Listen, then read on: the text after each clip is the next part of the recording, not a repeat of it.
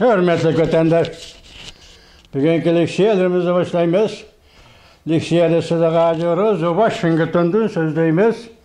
Bugünkü ıslah iskimeğini şigirme. 3. yıl 5. ayının 10. günü vatandaş. Hepsiye çarşamba vatandaşım.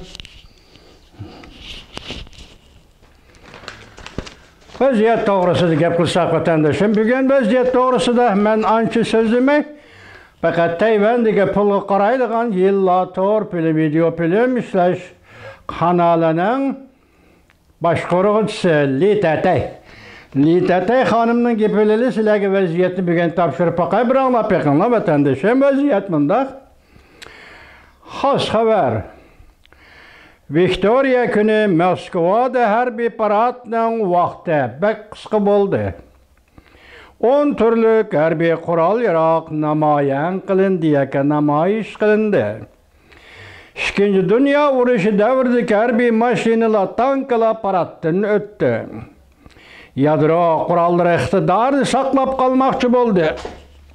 Yadro qurollari iqtidorni saqlab qolmoqchi bo'ldi. Yaponiya, Koreya konu adovatdan xalos bo'ldi. Pulu qaraydigan yillar video film 5. ayının 10. günü YouTube. Ekranda, mushu filmning ekranida mundaq xatlar o'ttirg'i chiqdi. Viktoriya kuni Prezident Vladimir Putin harbiy parad maydonida nutq so'zlab mundaq dedi. G'arb dunyosi Rossiyaga urush qo'zg'adi. Ko'pchilik Rossiyada davlat kuchi azizlab ketdi. Bu Vladimir Putinning gapi emas, Li xonimning gapi. Rossiyada davlat kuchi azizlab ketdi. Rossiya armiyasi tarixdagi natsistlar armiyasiga o'xshash tarmar bo'ldi. Bu urush butun dunyoga ta'sir qiladi. Hem Osiyada Yaponiya, Koreyaga ta'sir qiladi. Ko'pchilik Amerika bilan Koreyaning birlashma harbiy manevri 38. parallelga qistab keldi. Ko'pchilik Amerika davlat ishlar kotibi Antony Blinken, Angliya tashqi ishlar ministri Kelver bilan birlashda muxbirlarni kutib yig'in o'tkazib, Tayvan bo'g'izini qo'g'daymiz dedi. Tayvan bo'g'izi balki umumyuzlik urush portlashining sababi va yoki manbai bo'lib qoladi dedi. Endilikdagi mavzu bundaq hurmatli vatandosh. 3 taraf yig'ini nima signal tarqatdi? Jungo oxiri soqolliqlarni quchoqladi. Ko'pchilik mavzuli xabar 5. ayının 9. günü Van Vitor beti e'lon qilindi xabar. Bundaq boshlandi. Tashqi ishlar ministri Jungoning tashqi ishlar ministri Chingang yaqinda Pokistonni ziyorat qilib, Jungo Pokiston 4. qatimli tashqi ishlar ministri strategik suhbati va 5. qatimli Jungo Afg'oniston Pokiston diplomatlari diyaloglashish yig'iniga qatnashdi. Hozir bu kishi bu Chingang ministr Yevropada, Germaniyada Berlinda. Jungo tashqi ishlar ministrligi 5. ayning 9. kuni tarqatgan 5.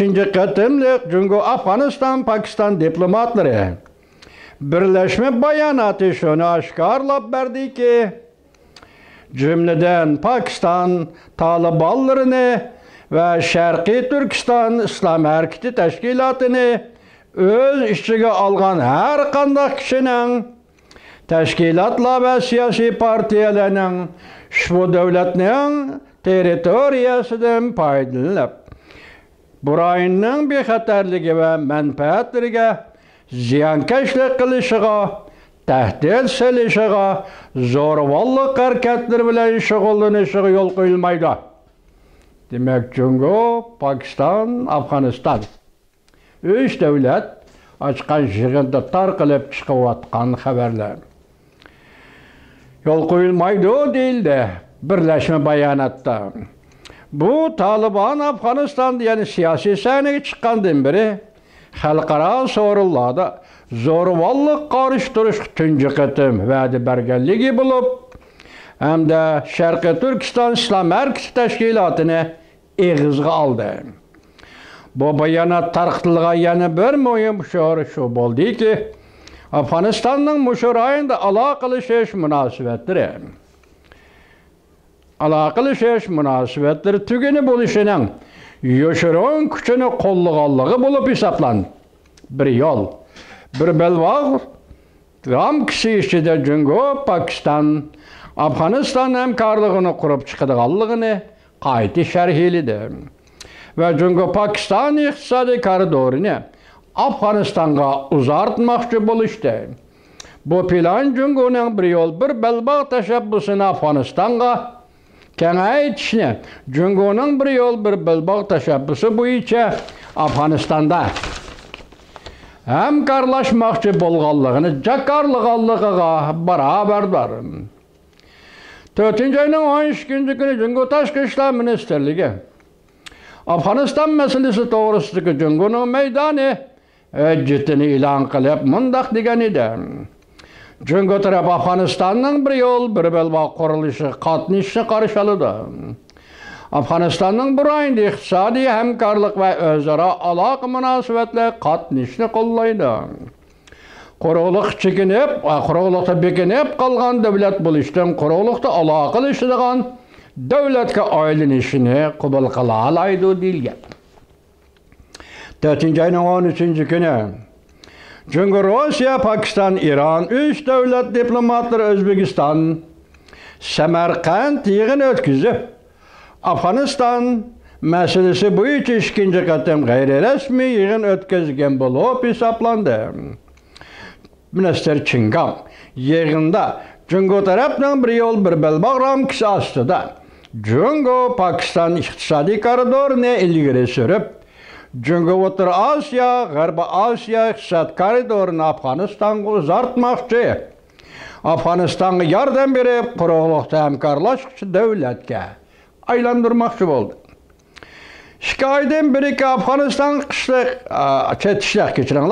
masalalar bo'yicha ochilgan xalqaro yig'in va Jungo tashqi ishlar ministri Chingamning orqada ifoda bildirishlariga qaraganda bir yo'l, bir belbog' tashabbusini Afg'onistongacha uzartishi quruq so'z bo'lmasdan balki yaqinda boshlanadigan harakatdir.